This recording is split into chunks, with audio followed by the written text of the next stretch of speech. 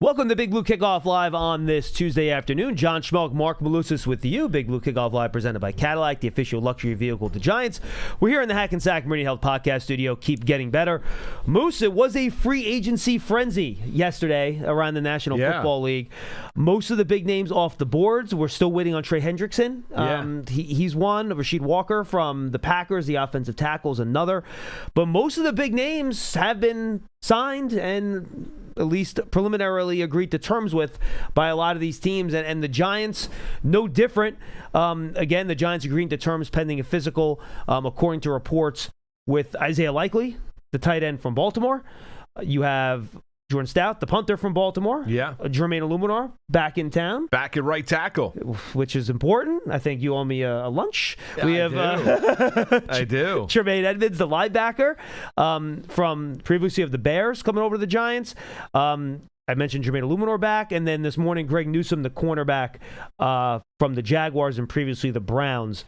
Also, again, according to reports, the Giants agreeing to terms with those players pending a physical. So, Moose, those are the moves that the Giants have made. I don't think I missed anybody. And Darius Washington, another name that's out there. Is it something that again could potentially happen under those same aspects? And the Giants trying to fill some holes. Moose, what do you think? Yeah, I like what they did day one. You throw in the fact that they lost some guys in Bellinger and obviously Wandale Robinson and Flott. And all three of those individuals went down to Tennessee, where Brian Daboll is the offensive coordinator under their new head coach Robert Saleh. But former Giants and Jets party. Yeah, no doubt about it. Right, New York down south. So you look at it, and we talked about Isaiah Likely. After the announcement of John Harbaugh as head coach of the New York Giants. And Likely is a guy that, and you've heard a lot of the analysts over the last, 12 hours since that deal came down. It hasn't been, obviously nothing is official as of yet. But if everything goes according to plan, that, Nagy could potentially use Likely similar to the way that the Kansas City Chiefs used Travis Kelce out there in Kansas City with the Chiefs and can move him around all the field. And Likely was a guy that John Harbaugh brought up, I think, when he was out in Indianapolis for the scouting combine, I believe, when he met with reporters as well, John. So I love his skill set. He's got to go out there and stay healthy. And his production was blocked down there in Baltimore because of the brilliance of Mark Andrews being the go-to guy for their quarterback and Lamar Jackson. And Andrews has had a Hall of Fame caliber career so far for the Baltimore Ravens. We've talked about special teams being an issue for the New York Giants. Stout coming off a really good year for the Ravens. Familiarity, obviously, with the Giants' new head coach in John Harbaugh. So you like what the Giants did. Newsome, a one-year deal, $10 million reportedly, right? And, if that ends up going down, you had a guy that a former first-round pick out of Northwestern by the Cleveland Browns spent last year with the Jacksonville Jaguars. And he's a guy that has a vast amount of experience. I think he's got 4 interceptions over the course of his career, John. But 43 pass breakups. But 43, breaks up a lot of passes. Yeah, he does. So, you like the gamble on a one-year contract when you're looking to add somebody into that defensive secondary. And obviously, John, we talked about it before free agency, before this offseason got going, and we talked a lot about it on WFAN on our Saturday morning show that we did together throughout the course of the football season, which was, the corners and the speed in the defensive secondary needed to be addressed, right? Regardless of who was going to be the head coach of this team moving forward, and that was before John Harbaugh was let go by Baltimore and eventually became the Giants head coach. So, I like what the Giants, did day one. You really do. Robinson got paid. You feel good for Wandale. Really good guy. Really coming off a really productive year. Got paid by the Tennessee Titans. Flott's a loss. There's no question about that. Bellinger, you can replace what Daniel Bellinger was in the building. And I think Isaiah Likely is going to be more of a pass-catching tight end that he can move all over the field and take advantage of his physical attributes. So, and the fact that Illuminar is back. And he talked himself up, and rightfully so, coming off a career year that he's the best right tackle in the National Football League. You got concerned, and I do owe you that lunch, John. You got concerned that maybe there was going to be a team that was going to overwhelm him with money. Yeah, he got a very, very reasonable contract. And honestly, now you have that situation. You still have to address the interior part of the Giants' offensive line, and we'll see exactly where that goes. One of the guys that, reportedly the Giants had some intrigue with was Elijah Vera Tucker. the former New York Jet, who late last night agreed to I think it was a 4-year contract, right, with the New England Patriots. So a lot of incentives in that contract. Yeah, a lot of incentives. So Vera Tucker, there's no doubting his talent. The question is he available? Is he on the field? So to get a Luminor back along an offensive line that was not an issue in 2025, and if you can't block it, you can't run it. So that's of a prime importance. So you don't have a glaring need at right tackle here for the Giants moving forward. Yeah, I thought for sure that Illuminor would go over 15 a year. I was surprised that it didn't. And we haven't seen Rasheed Walker come off the board yet either. So after that crazy Linderbaum contract, which was just insane, crazy, $27 million for a center is nuts. The rest of the offensive line group, even the David Edwards contract wasn't crazy. That came in at around, I think, 15 per year, if I remember correctly. So none of the offensive line contracts have really been absurd compared to what we've seen at some of these other positions. I wonder if that's because maybe teams there are probably 6 or 7 offensive tackles in the draft that I think you can draft and feel good about playing eventually, maybe not right away. But, I was very happy with the number Illuminor came off with it. Again, we talked about it, Moose. If you didn't bring Illuminor back, the number of options at that spot in the veteran free agent market were just so slim that I'm not going to say it was a must, but it was pretty important. Right, and the player. He's been part of the, he's been in the building. So familiarity. He came off a year in which he played very, very well a season ago. And, you have confidence in because you know him so well and giving him the kind of money. And it's surprising when you look at, the deal that Linderbaum got with the Vegas Raiders. It was stunning, but they were desperate. I mean, and they had a ton of money to spend. Right. They had $25 million more under the cap than any other team in the National Football League. And the Raiders couldn't block last year, right? They couldn't block for Geno Smith. They couldn't block for Ashton Genty. They couldn't block for anything. So they needed to address it. And it's kind of a smart move when you look at it from a Raider perspective. I'm not telling you paying him $27 million a year. No, I agree with you, actually. He took advantage of the marketplace. Yeah. But if I'm going to have a young quarterback, I want to make sure that I have a veteran center, been there, done that, help him with some of the calls in terms of the protection calls at the line of scrimmage, and that's exactly what the Vegas, because what you want to do is ultimately, obviously, the goal is developing Mendoza. He goes number 1 overall into being the franchise quarterback you expect him to be. I thought did the Raiders add a receiver? I don't think so, right? I don't think they did. That's one. I could have missed it, but I don't think they did. No, I don't think they did because a lot of people thought Rashid Shaheed might head there. He ended up back to Seattle. Right, but he was with Kubiak in both New Orleans and Seattle. Yes. I thought that would be a logical landing spot for him. I figured, look, the Raiders, I'm with you. I think Linderbaum is a force multiplier for Mendoza, right? Because you want to make the rookie quarterback's life easier. Good way to put it. I thought you would want to add another wideout, but that's one of the spots where there are still some players available now. Juwan Jennings is still out there. He is not signed anywhere yet. And Romeo Doubs has not signed anywhere either. So for the Giants, and this brings us full circle, losing Wandale Robinson, Moose, Isaiah Hodgins is someone that, according to reports, they're bringing back into the fold. But you would think they would want to still bring in another weapon on the perimeter. I don't know how expensive those guys are going to be, but those are 2 wide receivers that are certainly still out there. On the lower end, Christian Kirk has not signed anywhere yet. He's a guy that I think could be a low-cost option. So there are still some receivers on the market. If the Giants want to go there, they already got their Cordell Flower replacement in Greg Newsome, and we haven't talked about it yet. We'll talk about it in a second. But I think that's a spot where we could still maybe see some action at wide receiver where the Giants have a need. True. Or, as we were running through it, I think we were talking about it, John, when you were down, I think it was at the Senior Bowl or Shrine game, right? And we looked at the top 100 when you're looking at, and everybody looks at it a little bit differently, but I think there were 18 or 19 wide receivers in this draft class that were rated in the top 100. Yeah, I think Darren Woodrow in his top 50 had almost 10 guys. Yeah, so that's one of the strengths of the draft, right? Mm-hmm. So you can also look at and say, well, if you don't want to go out there and allocate money on one of the receivers that he mentioned, whether it be Romeo Doubs, whether it be Juwan Jennings, maybe it's a scenario here where you dress that with a young receiver, or potentially, via trade. I mean, because there's options out there as well. Potentially, according to reports, that there are guys potentially that you can go out there and maybe give up a draft piece or a draft pick in order to go out there and bring that player in that maybe has underperformed this past year. Yeah, no question about it. And we'll see if teams are willing to make those types of moves. And then the other place I would still point to, Moose, where the Giants could have a need is at guard.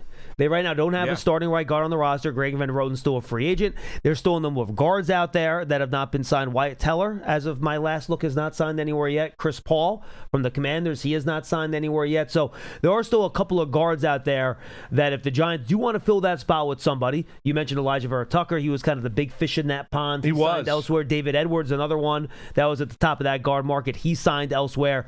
But there are still some guards that I think you can find that you would feel confident. Isaac Seumalo, another guard that signed somewhere on a nice 3-year, $30 million contract. There are enough guards out there where if you want to find somebody that you feel confident about starting, there are enough guys out there still, at least in my opinion. Yeah, and I think there were a number of reports in terms of linking the Giants to both, AVT and also Teller. And I think those are two kind of different examples. AVT was a question of not questioning his talent. It was a matter of his health, and he was going to be able to hold up. We look at Teller, is just where is he at this stage of his career, right? How good of a player is Teller in terms of where he is? But familiarity, obviously, with the Giants' offensive line coach, when you look at that, that's an example. But yeah, guard play, and clearly you mentioned two guys at near the top of the market, whether it be Paul, the Washington Commander, or whether it be Teller, the former Cleveland Brown, or the guy that played for the Cleveland Browns. Those are two potential options for the Giants here moving forward. But you would think they'd want to address that area at some point in time here in free agency. So we have not talked about Greg Newsome a ton. Is that happened this morning? Yes. So he was drafted in the first round by the Browns. He's a little over 6 foot, about 200 pounds. He's sturdy. Northwestern guy. So he's got to be smart if you go to Northwestern. No doubt. Generally, 100%. You don't go to Northwestern for the football. You generally go to Northwestern for the education. I didn't even bother to apply. and they actually have a very good journalism program, by the way. Yeah, no doubt. But he's a guy, I watched some of him this morning, going back to, he played almost all outside corner last year. The 3 years prior to that, he played a little bit more slot than he played outside. And then in his rookie year, he played more outside.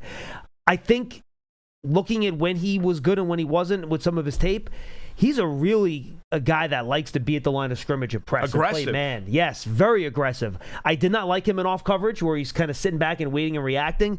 I think you want him up there, pressing, and I think that's, from what I understand, what Denard Wilson's looking for. You already have a corner like that in Paulson Adebo that plays a similar style, so that's what you're looking for. I think you got two guys that want to press outside, and again, if you want to put him in the slot, he's had success in the slot. He can do that too, depending on what you think of Drew Phillips, that fit what your Denard Wilson is looking for with physical corners that you want to be aggressive at the line of scrimmage. Right, and he's got experience, as you mentioned, in a number of different kind of defensive styles. But if you're looking to his strength, right, and sometimes you got to read a little bit between the tea leaves in terms of what the new Giants defensive coordinator is going to look to try and do. And I think you hit upon it, John, in terms of being aggressive on the outside, playing to the strengths of the individual player, what they like to do, how am I going to get the best out of them. It's never a bad thing when you have competition. It's not a bad thing when you have a scenario here, John, where you bring in talented players and you let the competition kind of lead the way in terms of determining playing time moving forward here. And it's a gamble. It's a one-year gamble. It's not a multi-year gamble. It's a one-year gamble. You're bringing a player in who's obviously talented enough to start in the National Football League, has done it for two other organizations in the NFL. And by the way, he was a starting corner for a pretty good Browns defense. No doubt. Like, that Browns defense was good. Yeah, it was good defense. No question. And obviously, I mean, that Browns defense is really defined by their pass rush up front. Obviously led by Myles Garrett, who just set a new sack record, but that's what you hope that this Giant defense is defined by, right? Which is the pass rush up front. When you think about the great Giant days, when the Giants were winning Super Bowls and were a championship caliber team, they always had the ability to get after the quarterback. And when you look at Burns and you look at Abdul Carter and you look at hopefully a healthy Dexter Lawrence in 2026, those are a lot of pieces for Denard Wilson to go out there and play with. And what you hope for is that the quarterback is making quick decisions, and then you have a Paulson Adebo, a Craig Newsome, a Drew Phillips be able to take advantage of an errant pass here or there. No, absolutely. I think as you couldn't bring Flott back, and good for Cordell Flott. He got a great deal. Got a great deal. Down there. Him and Wandale both, and Daniel Bellinger got a really good deal too, getting $8 million a year down there. So yeah, really Robert Saleh played to his strengths according to all the reports, hopping on a Zoom call, basically telling him that this is what we're going to do with you down here in Tennessee, and obviously the money helps down there in Tennessee as well. Yeah, a little bit, and I believe the taxes are probably a little bit lower in Tennessee than New Jersey as well. There's no doubt, 100%. Just saying.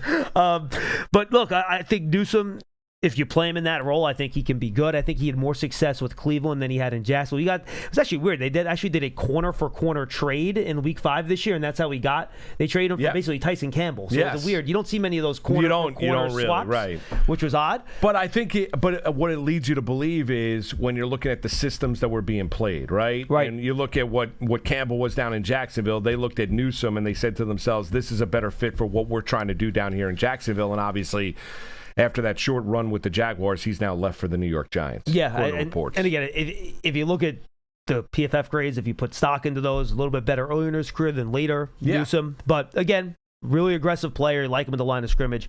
Watch Tremaine Edmonds a little bit.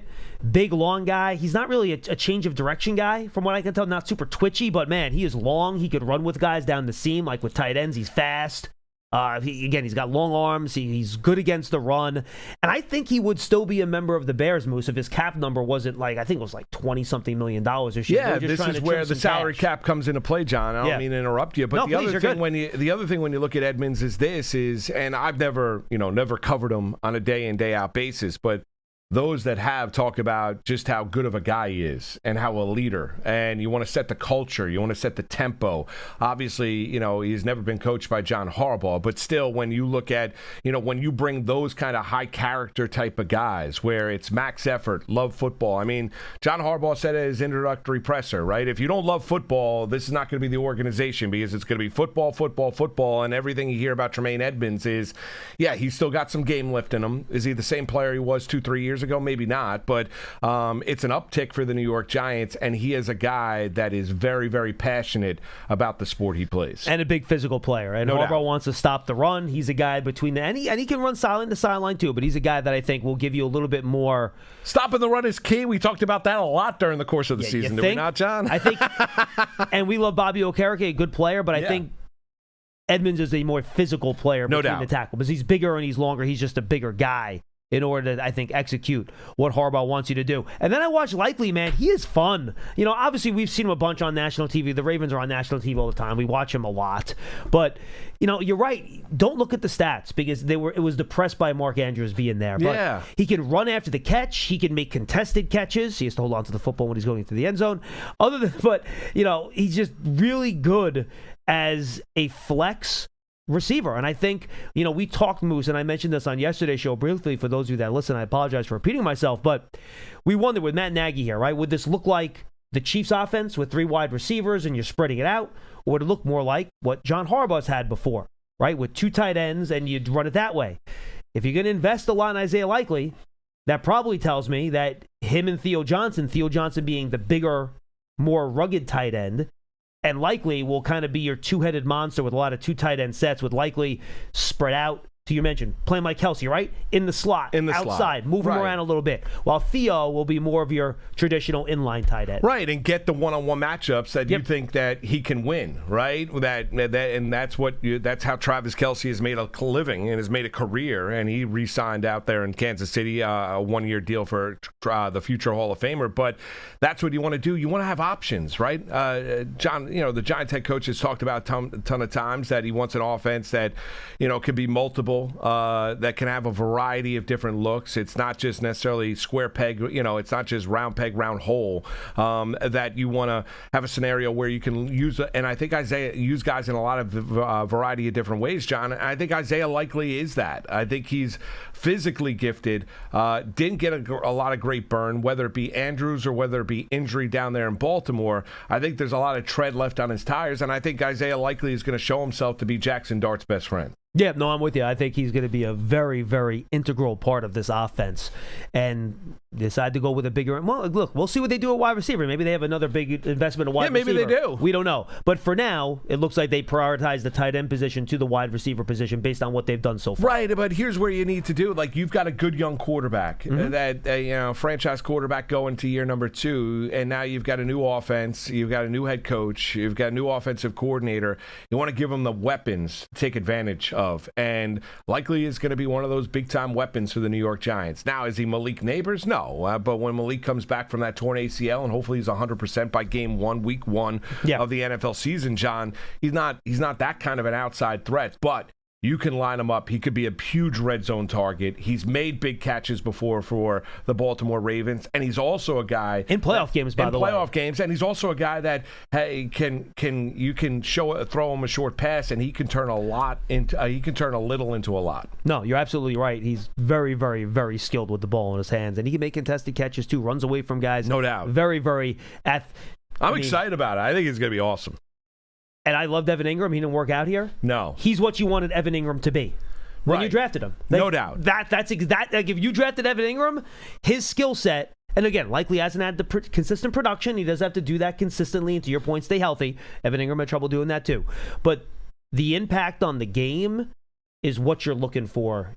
If Likely can put it all together, that's what he has. No question. And then you pair him up with Theo Johnson, right? And what he could potentially present at the tight end position. And you see him with his ability, with his size, and he is a huge young man, to be able to take advantage and have, physical gifts. The one thing with him is he's got to hold on to the football. I mean, because there are times where a year ago that the ball hit him right in the hands and he dropped it, right? So we talked about a competition with Newsome, right? You throw now more competition into that room, and you mentioned in terms of the two tight ends that potentially Matt Nagy can use as offensive coordinator, and Theo Johnson is going to still be a target for this offense. He's just going to be used differently than Isaiah Likely. Yeah, and look, and Likely has not had drop issues. He's been pretty good. The last couple of years, I think he only has 2 drops. Problem is, he didn't get the ball didn't get thrown his way. That is correct.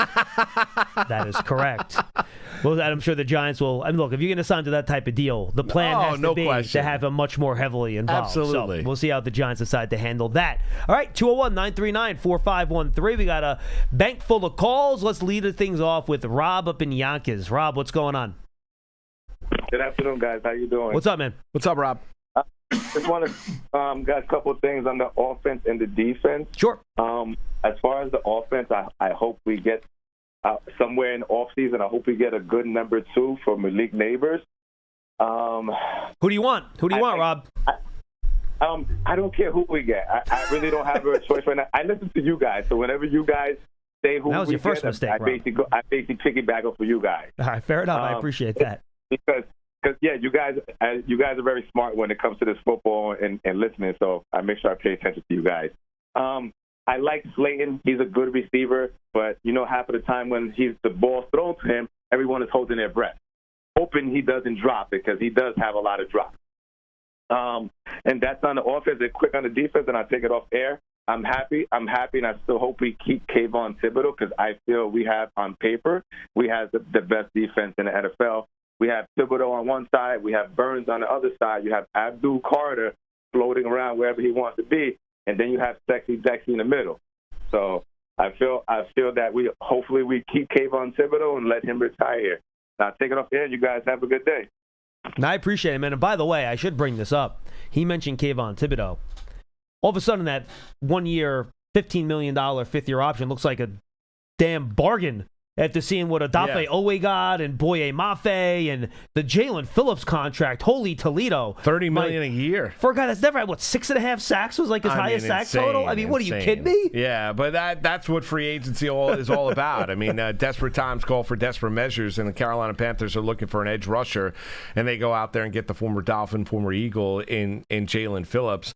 No, I think it's intriguing, we talked about Newsome in Jacksonville, right? And, if the reports, and there were reports down there in Jacksonville about the Jaguars taking or fielding calls on Brian Thomas Jr., right? In terms of him being a receiver that they're, and we actually have a YouTube question about that, so you can talk about that if you want. I mean, I think that's intriguing to me. I mean, to be honest with you, because when you look at, he would be an option where you would buy low on a guy that was a former first-round draft choice out of LSU that was unbelievable as a rookie.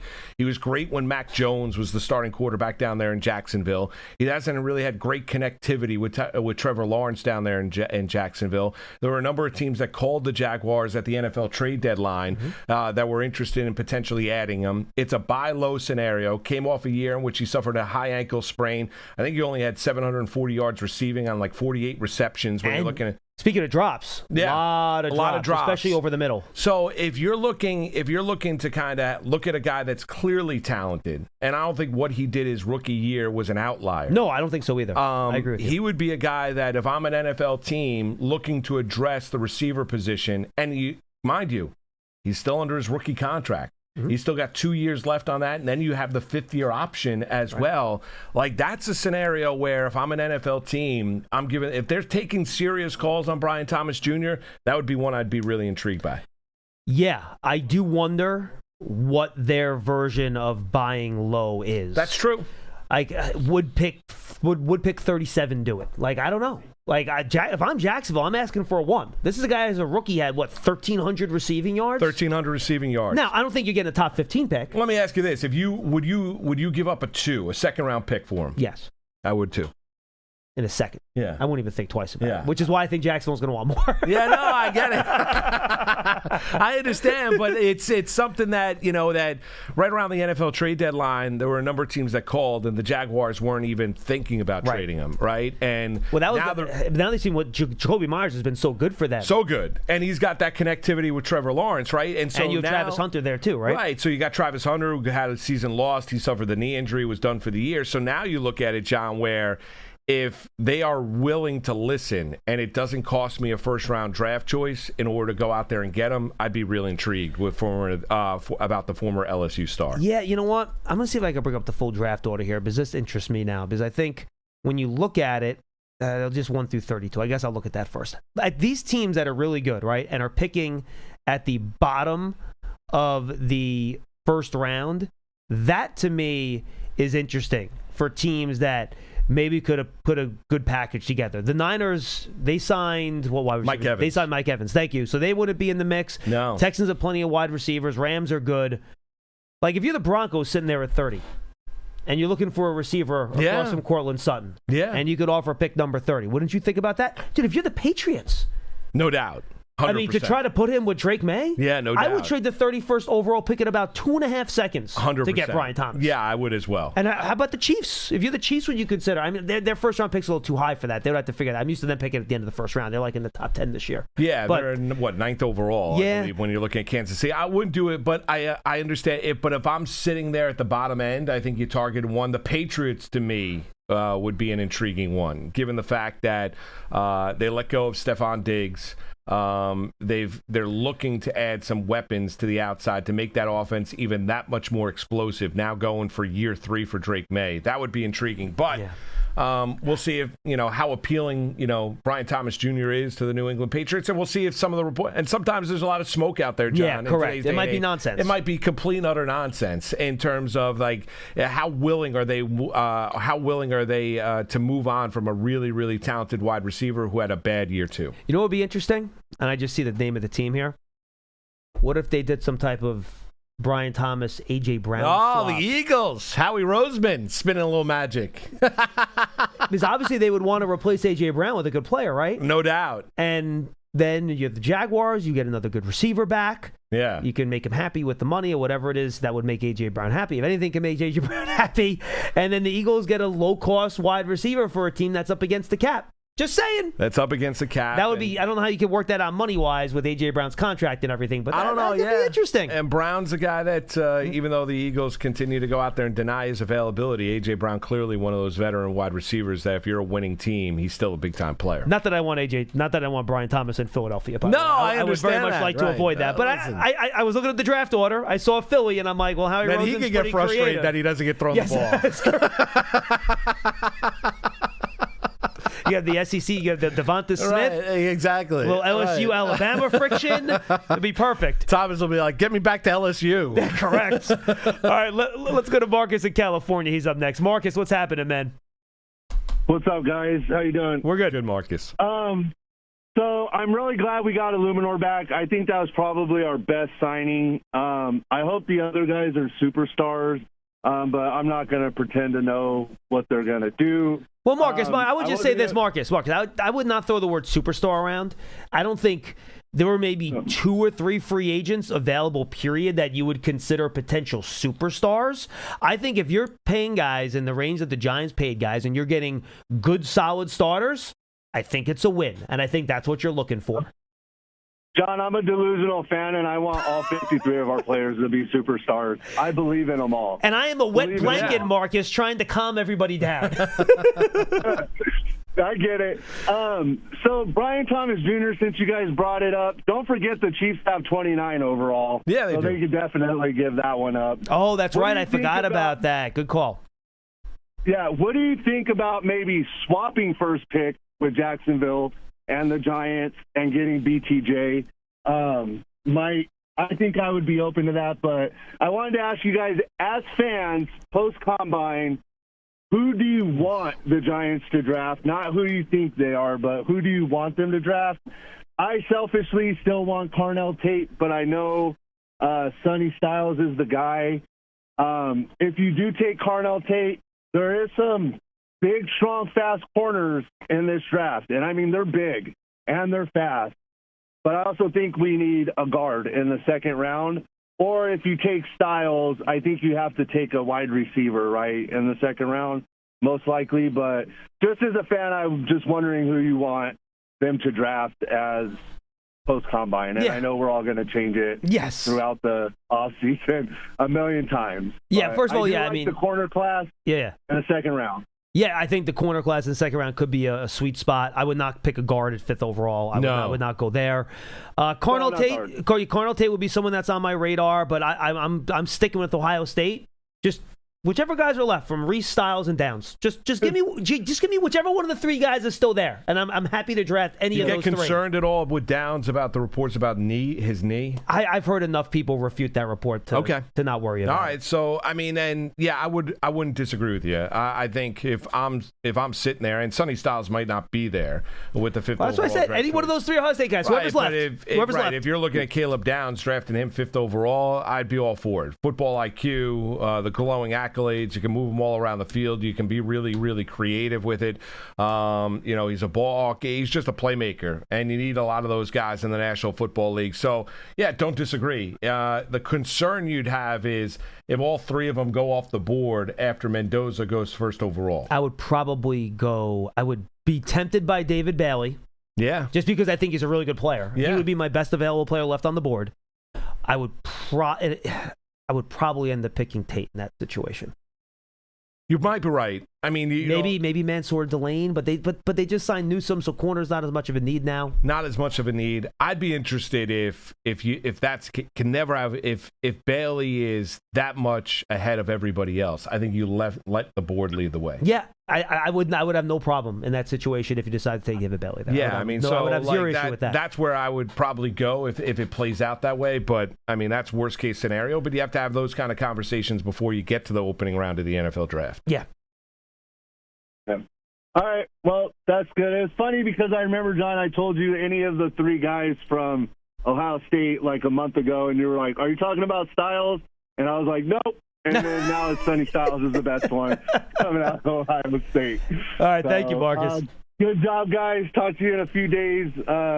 Let's keep rocking, man. Good free agency and trust the process. Excited. Hey, look, no doubt. I would just say if you didn't think Styles was one of your 5 before the combine, stick to your guns. Don't let a 40-yard dash change your mind. Don't let a vertical jump change your mind. Man, he is so physically gifted. Oh, he's the best. I mean, he's a great player. He is a great player. I thought that before the combine. He's a great player on film too. And that's the thing. Like, I loved Styles before we got to the combine because of his smarts and all that stuff. And then all of a sudden that's just a cherry on top. Right. And then you back that up with what he is athletically. And that's and I understand that, you don't draft that position, but sometimes there are outliers, right? Sometimes you look at guys and you say to yourself that, he can be really, really special and be a part of this team. And I don't know if he'll be sitting there. I mean, with the kind of performance he had on the field at Ohio State, with the athletic show that he put out in Indianapolis. When I'm picking this high, one exercise I like to do, Moose, when I look at these players is,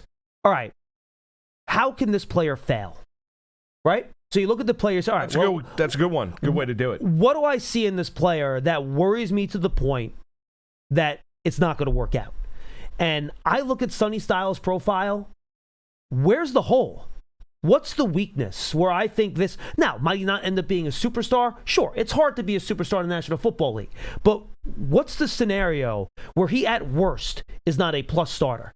And I have trouble seeing how that could possibly be based on his intangibles, his smarts, his athleticism, his experience, everything you've seen. Where's the area where you'll be like, boy, look, you look at Arvo Reese. He hasn't been an edge rusher before. No, you it's can a projection. see, all right, this is where he could fail, Yeah, right? You can see right. it. Caleb Downs, all right, well, maybe his testing's not going to be good. Maybe he's small. All right, so you can see, all right, this is an area where I think maybe I could see where he could have some issues. Yeah, you look at Tate, 4'5", 440. Right. So, but where is that with Styles? There is none. But the more you talk about, the less likely. But here's the other thing, John. I know. He might not be there. I mean, that's the other thing as well. Like, you're sitting there with the 5th overall pick. If you're sitting there 2nd overall, if you're the Jets, then we're having the conversation where you have the pick of the litter, right? Correct. That's where the NFL draft is really going to be begin with that 2nd overall draft choice.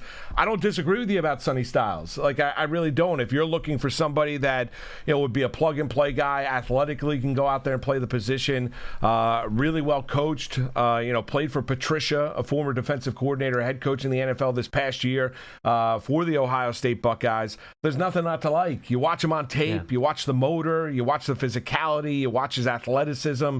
He grades out really, really well. There's nothing not to like. Yeah, and it's funny. You mentioned Tate's 40 time. We talked about that last week.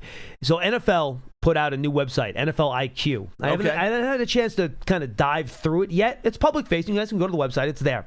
So they basically, for the combine, and I haven't looked at everything that's on there, they put in for all the drills, like all the tracking data. So they have like the miles per hour they ran on the drills and stuff like that. So the interesting thing on Tate, and Daniel Jeremiah was talking about this on his Move the Sticks podcast earlier in the week, and again, I've looked at myself, but he said Tate's max speed on his 40 was actually faster than or about the same as a guy like Chris Brazzo, who ran like a 4.37. So what slowed Tate down was his start. So he actually built up, and when he got to his max speed, it was as fast as the guys that ran in the high 4.3s, low 4.4s. But whether it's a lack of a track background or or maybe it's even just a little bit of a lack of explosiveness, because he didn't do the jumps, right? Maybe his get off as an explosion off the line isn't what it is for some of these other guys, but his max speed was actually right with some of the fastest guys, That's which then tracks with his, when you watch him on tape, right? All those downfield passes where he has a chance to build up his speed and run past some of these guys. Now I'm starting to think back of what I saw him in college. I'm like, you know what? That actually tracks. That makes sense with the way he plays the position. Now, do you get concerned about the lack of explosiveness? Yeah, because I don't think he's a great run after catch guy. And I think that has to do with the explosiveness, right? Yeah, Can he catch it and go from 0 to 40 like that, like some of these other players can? I'm not sure he can do that, which is, again, why he's not necessarily a top 5 player for me in the class. Well, right, and I also think there's a difference between track speed and obviously playing speed. And I think when you look at the caliber of competition he went up against, I don't think he's necessarily a product of being a teammate of Jeremiah Smith out there at Ohio State as well, or the offense that he was in. There's a lot to like. Now, the concern you have is, and I think NFL teams have kind of looked at it and said to yourself, well, there's got to be a balance between what you see at the combine or what you see at these pro days as compared to what you see on game film. Remember, they'll have GPS data from the games too. Yeah, so what's his miles per hour during the game? Right. So, and the question is where's the high point for Carnell Tate? And, at one point in time, he was kind of part of the conversation as being potentially the 5th overall pick for the New York Giants. And we're still a ways away from the NFL draft. It could still be. Who knows? And we're talking about in the here and now, and that conversation could come back full circle by the time we get to draft night. Yep. We'll see. It's amazing. 4 of the guys we're talking about are Ohio State players. I know. And they didn't win the national title. So we have Dan Salmon upstairs. You met him. He's a huge, you go to his desk, there's Ohio State stuff everywhere. And his constant complaint is that the Giants never draft players from Ohio State. Which is true, by the way. You think about it? No, they don't. The Giants never draft Ohio State players. Point. I don't know why. No one upstairs, no Maras or Tishas have Michigan connections or anything. So I don't know. Who does he want? He doesn't care. He just wants one of them. Now, will he automatically get that player's jersey? I don't know if he's a Jersey guy necessarily, but he will certainly try to write as many stories about that player as humanly possible. So it's funny. So I don't know. Dan's probably be mad if I'd say this on the air. I don't care. He'll think it's funny. So he writes all our combine review stories. Yeah. Every day he writes a summary of all the drills. Somehow, mysteriously, the first guy he mentions in each one of the drills happened to be an Ohio State player. No doubt. No doubt. But you look, I mean, which, by the way, not a stretch. No. I mean, but that was an unbelievably talented team for Ohio State. And good for them. They finally beat Michigan this year. They did. They have to win the national championship the year before. Though they're having some other problems over there at Ohio State these days, which we won't get into here necessarily. I need to clean some things up there. Maybe Jim Tressel can come back and try to clean some of those issues up. Let's go to Derek in Florida. He's up next. Derek, what's happening, man? How's it going, buddy? I just first want to start off by saying Giant fans love Jermaine Illuminor. He's the man. Yeah, he's a good player. Yeah, good player. Happy he's back. He's the man. Gave us that amazing contract. And then my big thing is Sebastian Joseph Day. How is no one talking about this? In terms of what? As an option here? Free agent. Yes. Big time. Fixed the run. We're 31st against the run last year. Sebastian Joseph Day right next to Big Deck. Yeah, I mean, I didn't. He's 30 years old. 30 years old. He's 6'4". He's 310. Yep. I mean, I know the Giants and Titans have a lot of cross-pollination. Yes.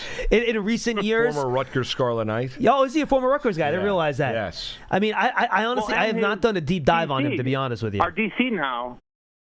Our DC is his old. No, he was. And look, and you're right. He had him there. You're absolutely right. He was with Denard Wilson in Tennessee at least last year. I got to see how many years he was there. Look, you need depth at defensive tackle. You could see in the last 2 years he was with Denard Wilson. So I say that's a decent name. If you want to bring in some depth, the guy that Denard Wilson is familiar with, maybe that's someone the Giants could bring in there. I have not seen any movement on him in free agency. I've seen nothing. No. But I don't think he's necessarily was going to be one of those guys that, there's that initial rush. Not like a top 20. Yeah, he's not like a top 20 guy, but I think he just makes so much sense. Like, yeah, it has to get done. Well, and I tell you look at it too, Moose. The defensive tackle group was very weak. Yeah. In free agency, and it's also pretty weak in this draft class, too. And he's a max effort guy when you look at the way that he has played over the course of his career, too. Look at all the money that John Franklin Myers got. Yeah. He got $21 a year. Do you know why? Because the defensive tackle market is very, very light. So, I think that's a good name. We have not talked about him on the show, so I'm happy you called up and asked us about him. Mm-hmm. You always try to find guys with connections, right? Yeah. So, if you want to add some depth at defensive line, why not? Tomlinson, too. I'm sorry, say that one again? Dalvin Tomlinson is a free agent now, too. Yeah, he got cut. He was released, yes. I'm not sure how much Dalvin has left in the tank. Yeah, I don't know. That's what worries me, It was just if we were going cheaper. Yeah, Derek. But my main reason I called is love your guys' show, and I just got to give Jermaine Illuminor so much credit. Like, it needs to be talked about more. He gave us a huge discount, and even the way he structured his contract is insane how he helped us. Yeah, Derek, look, I don't know how much – I appreciate the call, man. Good stuff. I don't know how much of a – I mean – I know Jermaine Illuminor wanted to get as much money as he could because this is going to be like the last chance for him to get the bag. He has never really been a high-value free agent before. So, I mean, I don't know how much he turned down from other teams. I doubt it was significant. I'm sure the Giants, John Harbaugh and Joe Schoen did what they needed to do to secure the contract. Yeah, I would agree. And listen, I think, he liked being a New York Giant. He wanted to go out there and get paid. If there was a team that was willing to overwhelm him, I think he would have left. I mean, that's it. So, and by the way, nothing's wrong with that. No, and nothing's wrong with that. Yeah, no doubt, 100%. I mean, as the moniker is, NFL not for long. I mean, you have an opportunity to go out there and get paid in a salary cap world in the National Football League. Guys are going to go out there and do it. I think Giant fans are excited because, John, for years the offensive line has been too big of a talking point for the Giants organization, and this past year wasn't. Right? I'm not telling you that they were the best offensive line in the National Football League, but when you look at if you're trying to build an offensive line, you're starting from the outside and going in. And you've got Thomas at left tackle when he's healthy. He's a premier left tackle, and you look at Jermaine Illuminor, whether it be pass blocking or run blocking, he provided to be an answer at the right tackle position. And the Giants got him at a number they're comfortable with. You're not looking at a long-term commitment from him as well. And we had that little bit of a lunch bet for it. I thought he was going to get more money than eventually he ended up getting. Yeah, to me be too. Perfectly honest with you. Like I didn't necessarily think that was the kind of contract he was going to get. I thought he was going to get more than that, given the the importance of the tackle position, even at right tackle in the NFL. But give the Giants credit, they brought back one of their own. They did, and I think really smart signing. And again, it was, the market for offensive tackles is always slim. So I think it was a very smart move, and he's a plug-and-play guy. You put him in there, you don't have to worry about it, and now you only have one hole in the offensive line of right guard, and that's the one you still have to figure out. Like, you think about the 3 that left, or 4. Well, you throw Bellinger into the mix. Sure. Flott, Robinson, and Illuminor. Where would you put in terms of those 3, if you listed it before free agency began, in terms of the most likely back? Who would you have put at the most likely back?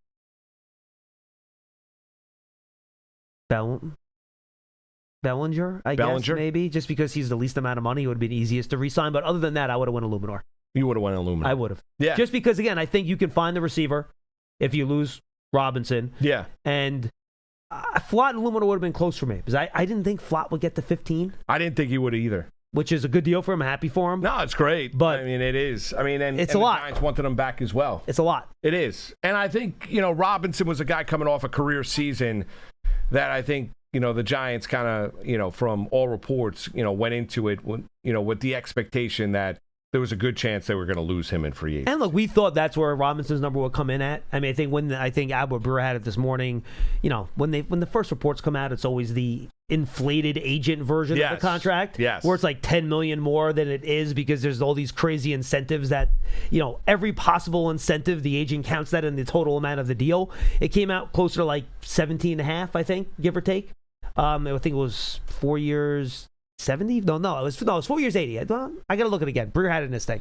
But, yeah, look, I think we thought Robinson would be that high, and I think both of us thought that the Giants wouldn't necessarily go that high for Robinson. Yeah, and listen, yesterday, and you guys did a great job with the 2-hour special that you did right here on Big Blue Kickoff Live. It's fantastic. I mean, it just...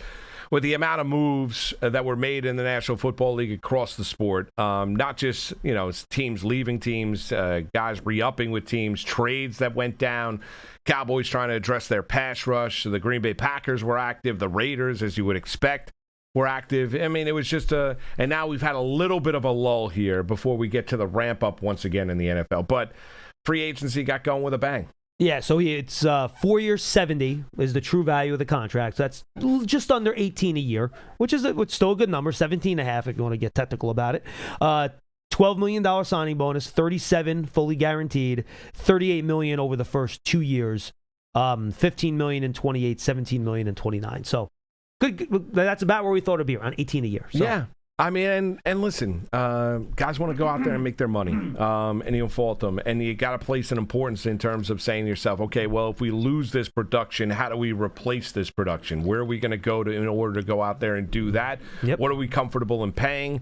And then you also have to think big picture, too, in terms of if you allocate money here, where am I going to not be able to allocate money there? And do I have strength maybe in cheaper, younger players to be able to make up for the amount of money I'm spending at this one position? So that's where the game is when you look at the NFL, when you're looking at a salary cap world, even with the uptick this year and the amount of money teams can spend. Yeah, no, absolutely right. And when Robinson has a chance not only to make the money, but also go someplace. Yeah, familiarity. With a head coach that knows how to use you and an offense that it's a pretty easy decision. No question. And Nashville's not a bad place to live either, by the way. No, they've got a good young quarterback down there in Cam Ward as well. Yeah. No, absolutely right. Yeah, so I mean it's a good spot. Yeah, good spot for him, and he was really easy guy to root for. Really good New York Giant as well, coming off a career year, and that's what you want to have happen. You want to come and Illuminor coming off a career season. He got paid. He's going to remain here.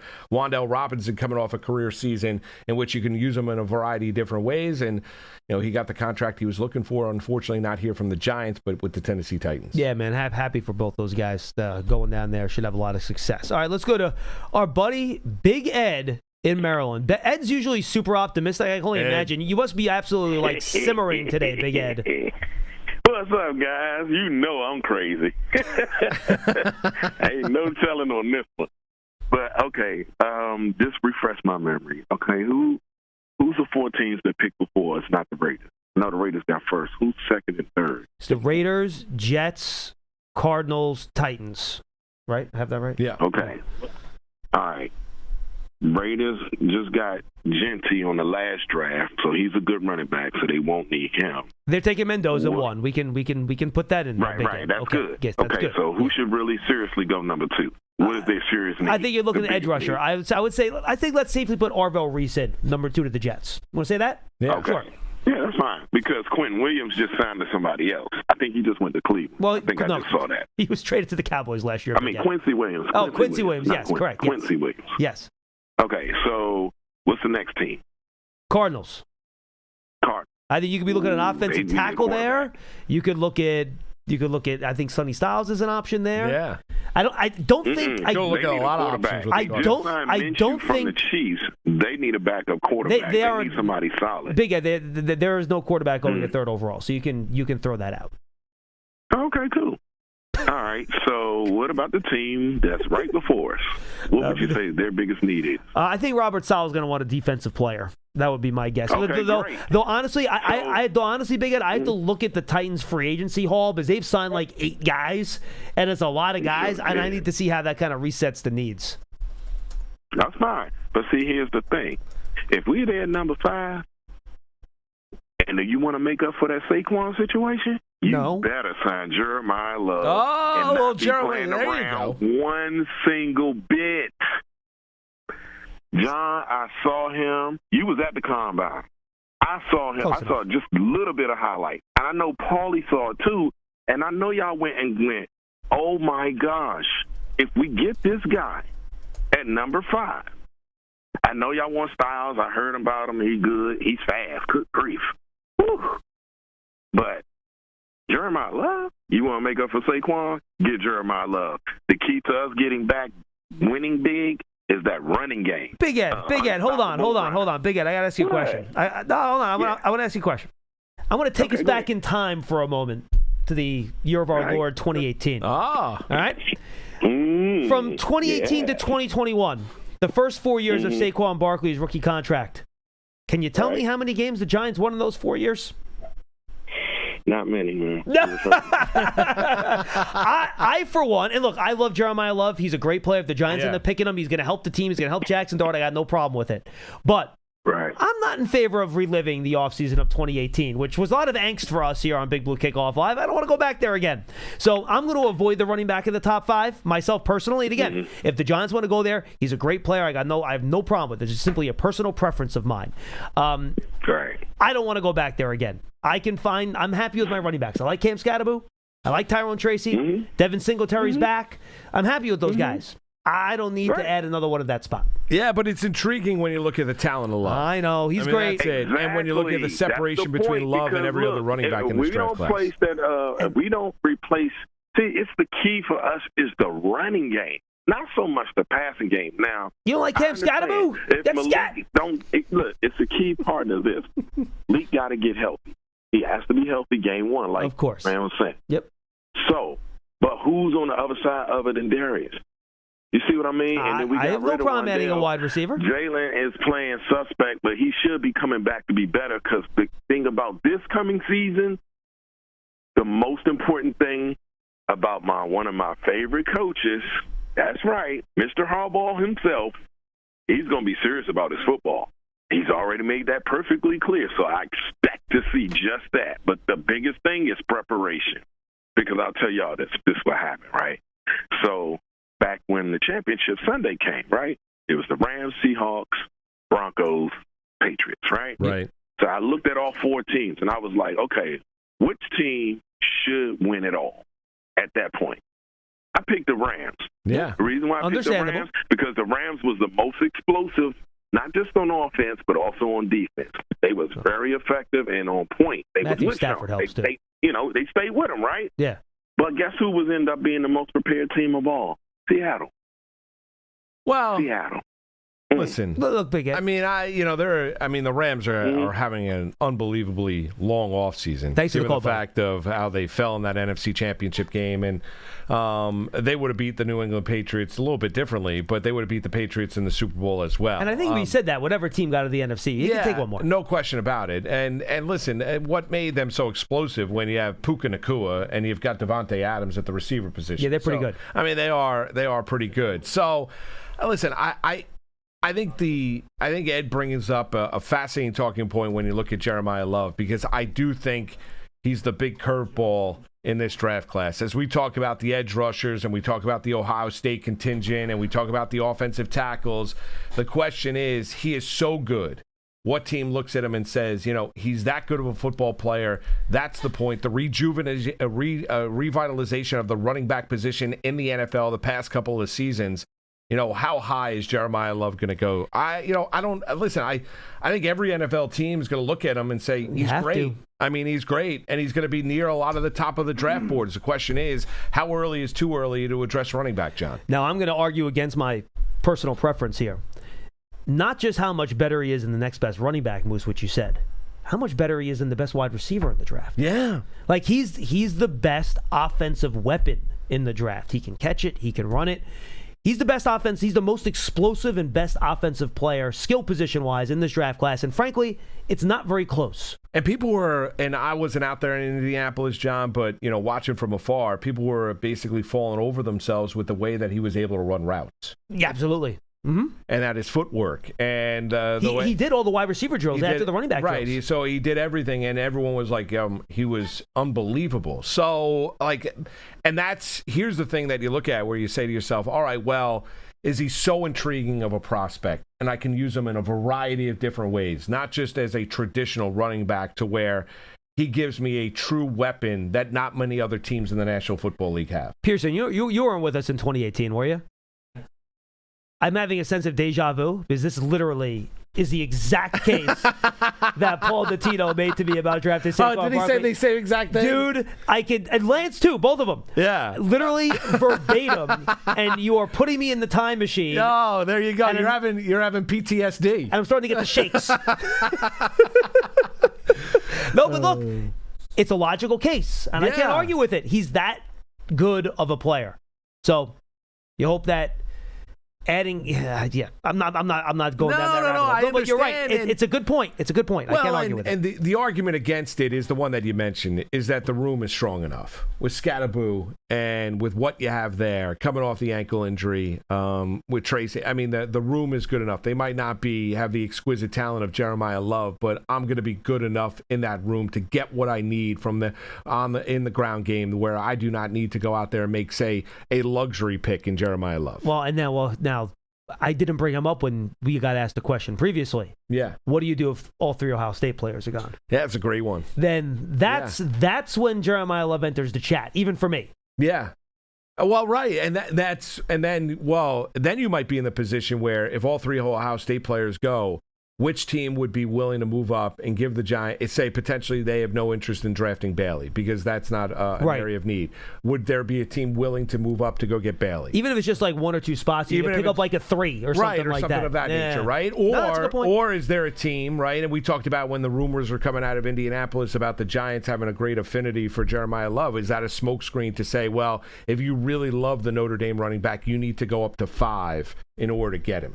Because that would cement it to where then a team says, well, for everything that we talked about, for what Ed called about in terms of he's such a good, talented player, right? I can use him a variety of different ways. I'm willing to sacrifice some draft capital in order to add that asset to my team. No, I'm with you. All right, let's wrap things up. Lewiston, Tennessee has the blue carpet out for all the Giants heading down and all the former Jets heading down, where apparently if you combine the 2022 and 2022 Giants and Jets, you're going to have a good team apparently with Robert Saleh. Lewis, what's going on? What's going on with y'all? How y'all doing today? We're good. What do you got? Lewis. Well, I called in because not the last caller, but the one before, saying we should go Jeremiah Love. My opinion on that is this is a passing league, correct? Am I wrong about that? I think it's shifting. That we are today. I think we're seeing a slow shift back to the run game, but more or less, yes, it is much. You have to pass the ball well if you want to win, no question. So honestly, I feel like at that 5th pick, we either go linebacker or we go wide receiver, because I feel like Darius Slayton, I feel like we need a better number 2 with the way our roster is built. I love the way we played last year. Honestly, I feel like Dable was doing a good job. Because if you look at the talent he had and the points he was putting up when Jackson Dart was in the lineup, I feel like we should go wide receiver at number 2 and give Neighbors extra weapon.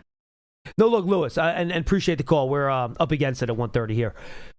You need another weapon on offense. Likely's a good addition. He's going to help.